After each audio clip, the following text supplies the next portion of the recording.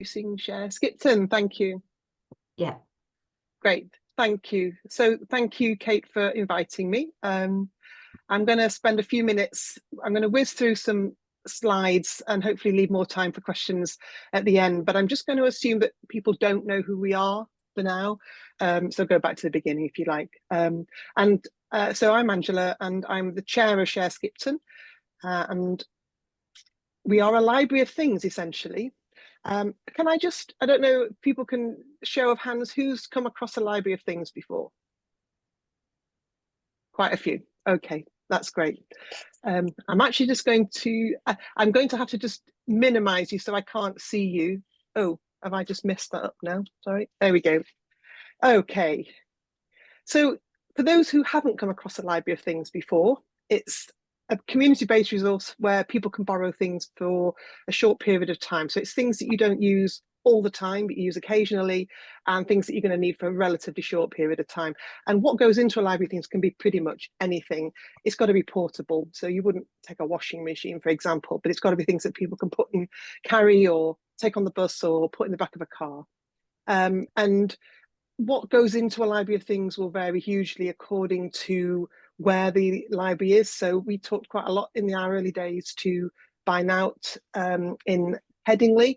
They had things like disco balls. Well, we haven't got a disco ball in Skipton because I think we've got a slightly different demographic, but it can be pretty much anything. Really common are things like power tools, hand tools, gardening tools, but honestly, it can be absolutely anything. And I can tell you a little bit more about what we've got in the library if we have time, and in fact I could probably show you. And of course the reason that we want to be lending things out is because it means that people don't have to go and buy them. They've got access to things when they need them.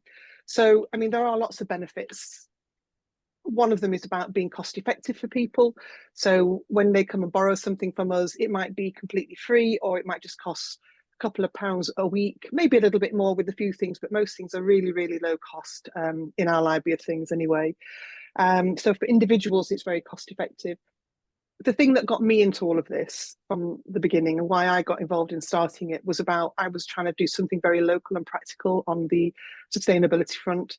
So rather than 10 people going out and buying a drill, which then gets used for, allegedly 18 minutes or something in its lifetime, then we can all have one drill and share it. So that means that we save on the use of the resources, we save on the waste that would go with production, we save on all the transport and all the CO2 and greenhouse gas emissions that goes with that production and transport and so on. So it's for individuals, it can save space. Many people haven't got anywhere to put stuff that they need. So they don't actually have the choice of whether they even want to buy it. For some people, it's getting access to things that might be quite specialised. We do have a few quite specialised things in the library at the moment, but mostly it's more general stuff. But, we could become more specialised. So, for example, people have said, could we start stocking things for artists and have a kind of like artists' corner? So if we got donated stuff like that, we could. It's really community building. It does bring people together. It fosters a sense of belonging. It fosters a sense of sharing. People can connect. They can use their knowledge. They can collaborate on things. It really does kind of help to strengthen ties within the local community. And because we're volunteer run, it also offers people the opportunities to use their skills or to learn new skills as volunteers.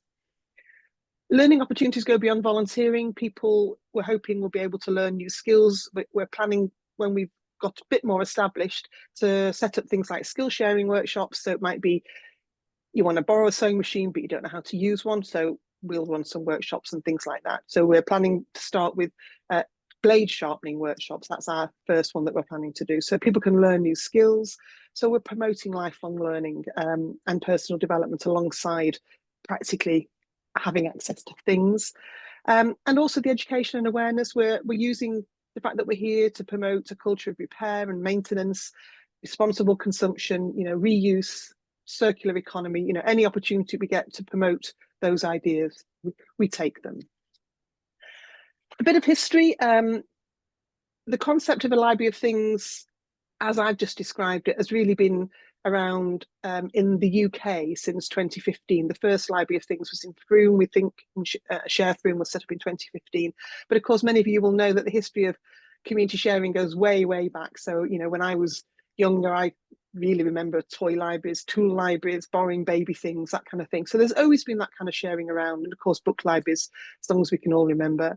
But the concept of a library of things probably goes back to about 2015 in the UK, but there are now over 60. And Ethical Consumer magazine are keeping a kind of directory of libraries of things which you can access. They've taken the paywall off it, so you can go and have a look at that, and they're popping up all over the time, including the one in Skipton. So Share Skipton, we were a new organisation when we started, and so we created it specifically to form a library of things.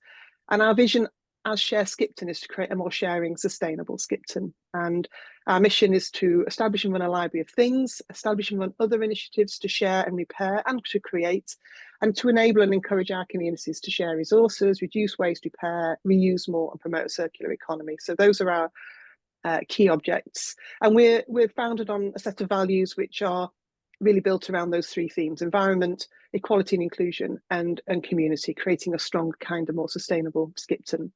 And we are a charitable incorporated organisation. We were formed in August as a CIO last year. So just a quick whiz through our development timeline. I called a public meeting with some support from what was then the Craven District Climate Emergency Officer, who I knew, who helped me kind of she provided some space in the council offices and helped me kind of get the information out. But we called a public meeting in January 2023. I didn't know if anyone would turn up. 27 people turned up, and out of that, 6 or 7 put their hands up and said they would help get it all going, which was fantastic. So we had a steering group. We knew we had to kind of set up an organisation in order to run this. So while we were doing that, we ran a community survey throughout the summer of 23, so that we got something to talk about locally while we were doing the kind of behind the scenes work. And I'll tell you a little bit about that in a moment. We then knew we were going to have a bit of funding. We literally had nothing really. Well, one of our trustees managed to get a grant of £250 from their company, which they just gave to me in cash because we didn't have any kind of organisation. That allowed us to do things like buy a domain and set up a website, and get access to some design software so we could get a brand and things like that going. So it was really kind of real basics. But then we applied for some funding from a local environmental consultancy called Beyondly, and they gave us £20,000, which was a great act of faith on their part because we'd never done anything before. And that enabled us to recruit a part-time development officer called Sam, and he started with us in January 24. So with a bit of help behind us, but most of the work being done by trustees, we did all that kind of background setting up. We set up all the governance arrangements. We found some premises. We then secured funding from a levelling up grant because these premises needed an enormous amount of work and being refurbished. But we got quite a good deal because in return for refurbishing these premises, which are owned by North Yorkshire Council, we got 3 years rent free, which was fantastic. So we managed to get a grant to do the refurbishment work. That went on through April, May, June. And whilst that work was going on, we opened for donations. That was in May this year. We started volunteer recruitment in June, and once the refurb was finished, we fitted out the shop and trained our volunteers during July.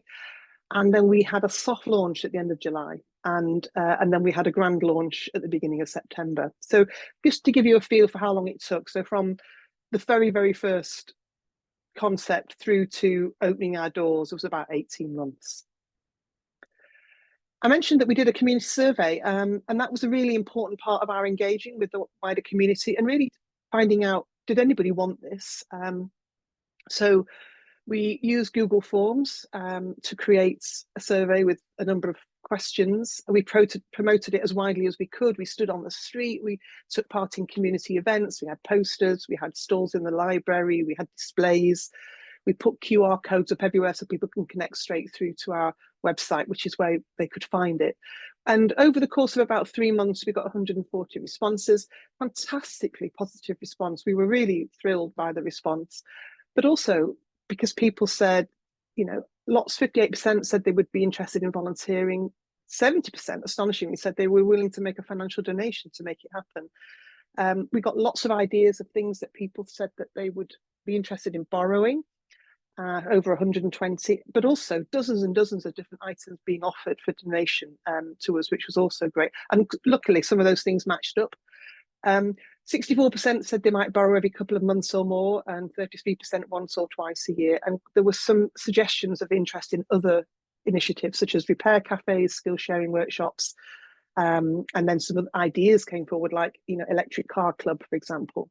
So we knew that there was really a strong interest out there, and this kind of data was very valuable to us when we were making our funding bids to Beyondly and to the Levelling Up Fund. So that was a really fantastic thing for us to do, and it meant that our name and our idea got out there really widely.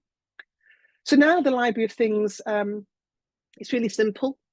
Again, if you've come across them before, you'll know this, but people join, they have to become members. We spent a long time researching and talking about all different kinds of membership options. But in the end, and we did consider a pay-as-you-feel model, which is what they have in Headingley. But in the end, we decided we would charge a membership. We'd try and keep it really simple. And we went for these three. We said a standard membership is £10.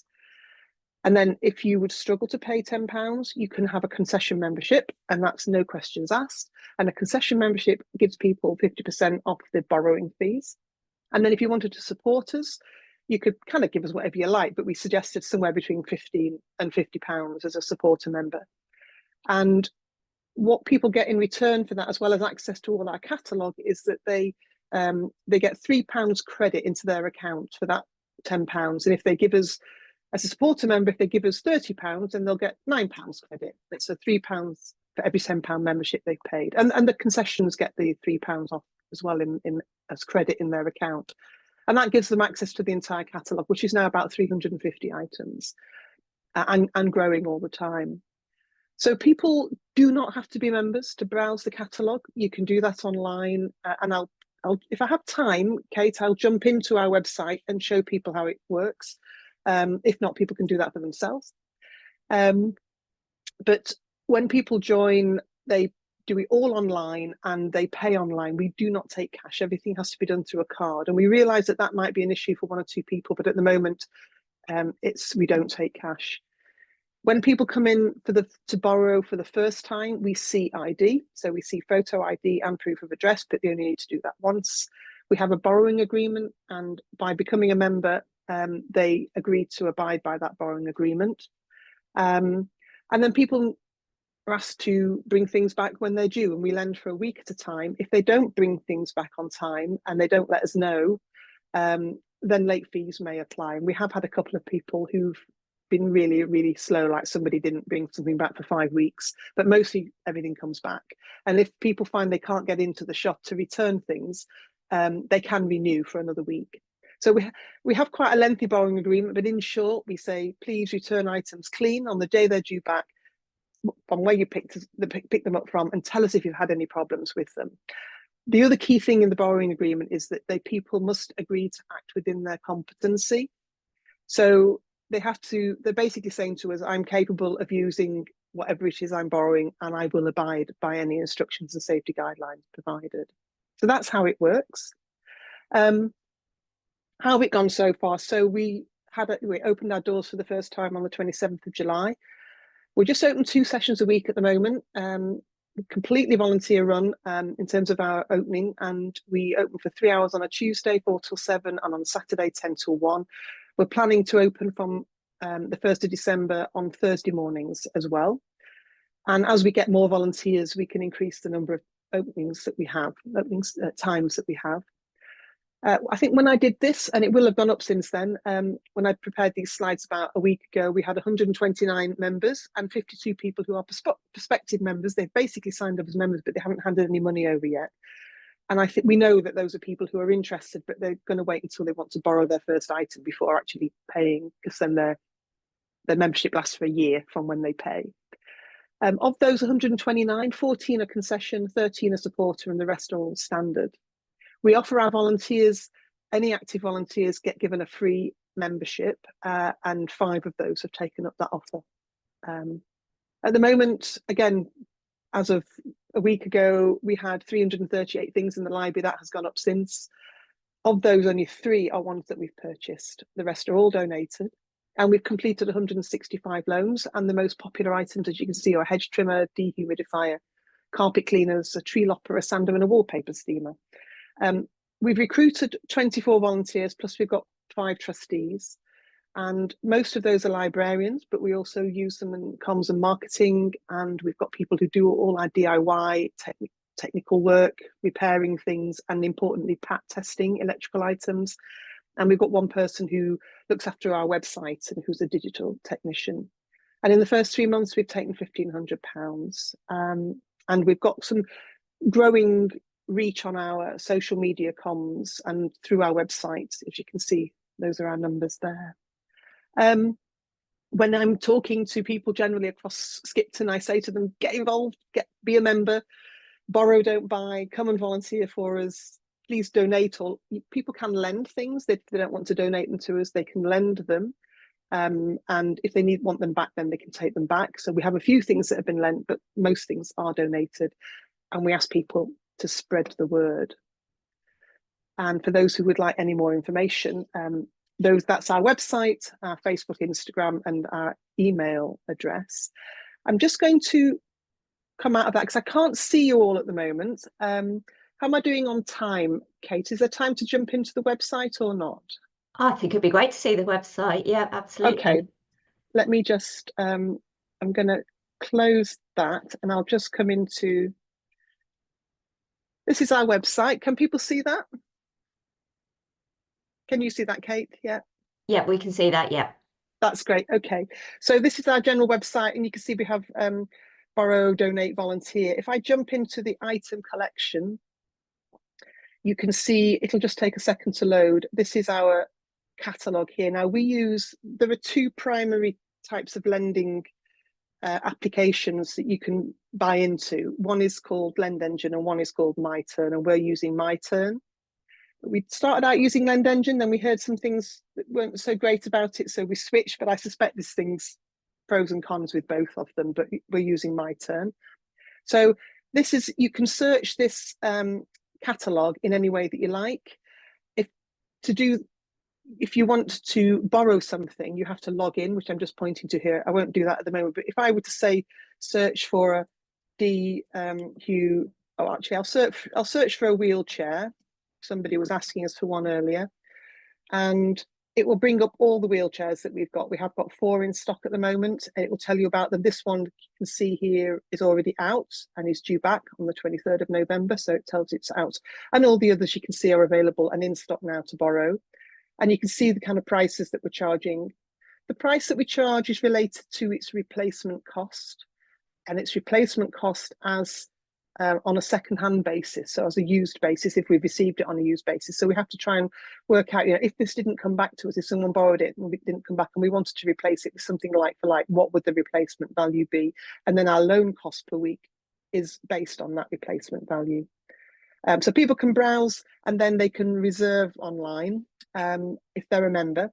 If they're not a member, they can't reserve, but they can browse. So, and then the other bits of the library are, we have a donation wish list, so we can have, if people are interested in giving us something, they can have a look and see if it's on our wish list. But we always say to people, come and to ask us anyway. And then we have a donation form and we ask people to click on the donation form, tell us a little bit about what we've got, and we get straight back to them and let them know whether we want it or not.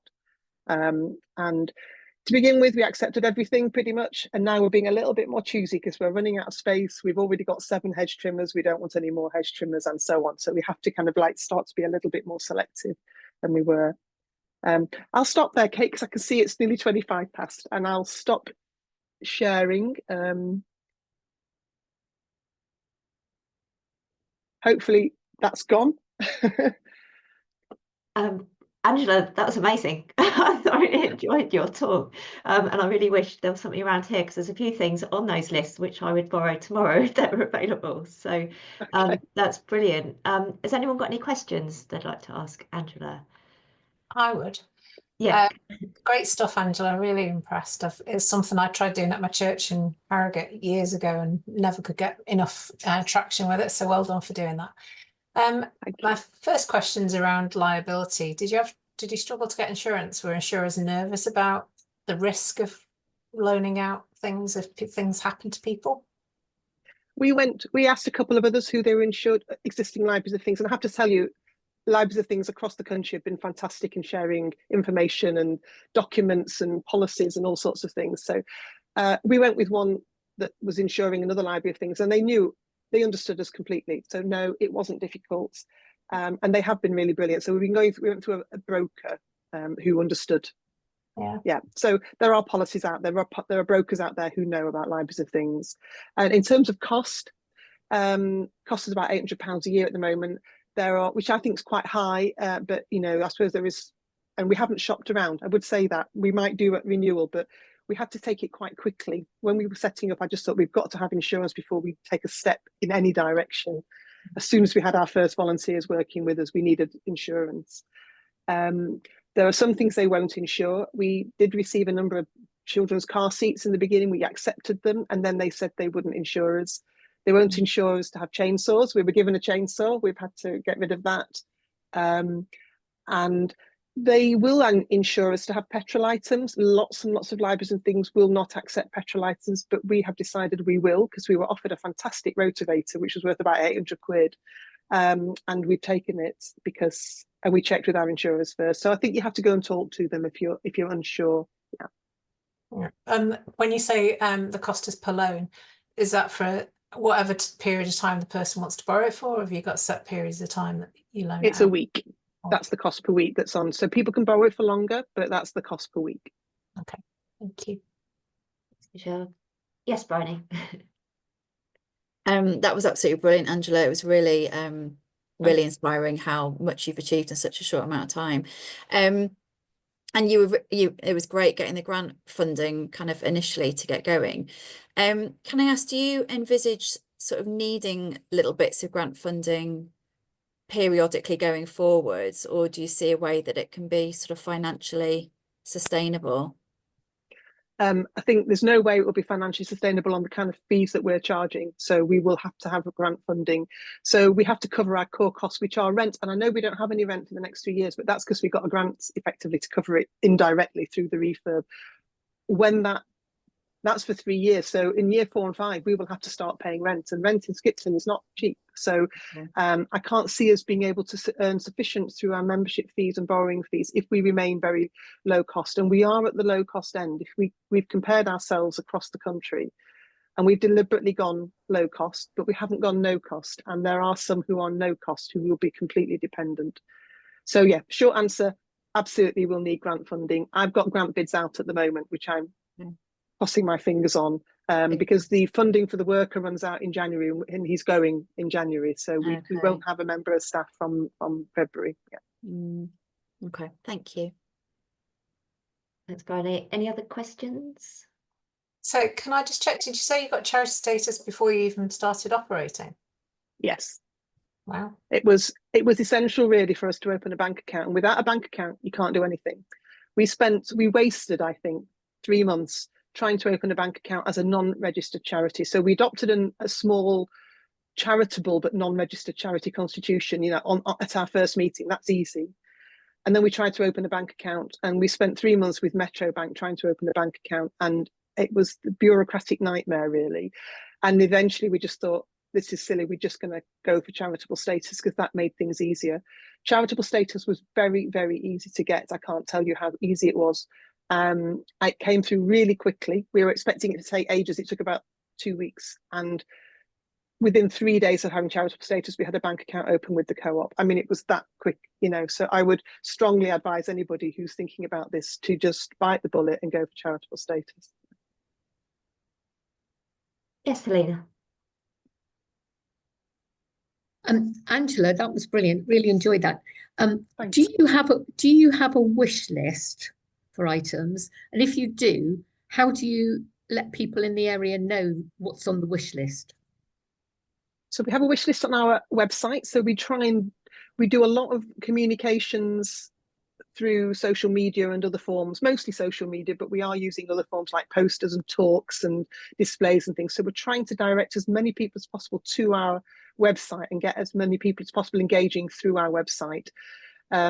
but people do ask us, they contact us in lots of different ways. They email us, and we use our generic email, hello@shareskipton.org, we try and direct people that way. People come to us on Messenger, so they might come through Facebook and then drop a message on our Messenger and offer us things that way. And the wish list, we do try and keep it up to date. But to be honest, we say to people, if you've got something you think we might want, ask us, because we may never have thought about it. And we have had some amazing, I'll tell you the most amazing donation we've had so far was Ostwick Village Hall had been running film nights for years, and they got a complete overhaul of their projection equipment, and they didn't need that old projector kit anymore, which was really fancy. And they offered us the whole caboodle, which we've now taken in, but we're not quite sure what to do with it yet. So we're trying to recruit a specialist volunteer who could then manage the lending out of a projector kit. But it's the kind of thing where you can run, a film night in your village hall, that kind of thing. So it's a whole kind of new, we'd never thought of a projector kit. So you just got to wait. You've got to be open and say to people, if you think you've got something, tell us and we'll let you know. Yeah. Thanks, Angela. Any questions from anyone else? Otherwise, I will just ask one quick last question. So is there anything that you would do differently that didn't, because it sounds sort of a model project setup that just has gone amazingly, which I'm really impressed with, but is there anything you did? Of course, we haven't had a single problem at any time. It's not been like that at all. Well, I've already mentioned one. I wouldn't have wasted time. I think we wasted 3 months in the early days, trying to set up as a non-charity bank account, and you can't move at all without a bank account. So that's something you've got to get sorted really early on. I think, what else would we have done differently? I think when I got that first grant, I might have been a bit bolder and asked them for 3 years funding rather than 1 year. I think, and I am now trying to get much longer term funding, because I think we don't want to be constantly having to look for money. But I think one of the things that we did do, which I think we got right, was we went and sorted out our brand really early on, so that we knew who we could go out and say, this is who we are Share Skipton, and this is what we stand for. And that was really, really helpful. But I think you've got to get broad, and you can't just rely on social media and digital communications. You've got to get out there, and I think we've got to put more of our time and energy into our communications across the piece. And in the end, it's all about trying to change people's thinking and the way that they behave. So we're going to be shifting from being kind of like, we're no longer in that development setup phase. We're now into trying to reach people, communicate with people, and get people to do things differently. So we're going to have to kind of shift our resources and our thinking now. Yeah. Lovely. Thank you, Angela. Yeah, the communications, it's sometimes the easy thing. Oh, we've done it, we put it on social media, but you're right, the sort of harder graft is getting out and speaking to people. It's just starting, yeah. Yeah, that's brilliant. Thanks so much, Angela. Really You're very welcome. And anybody wants to contact us, you saw my details flash up, just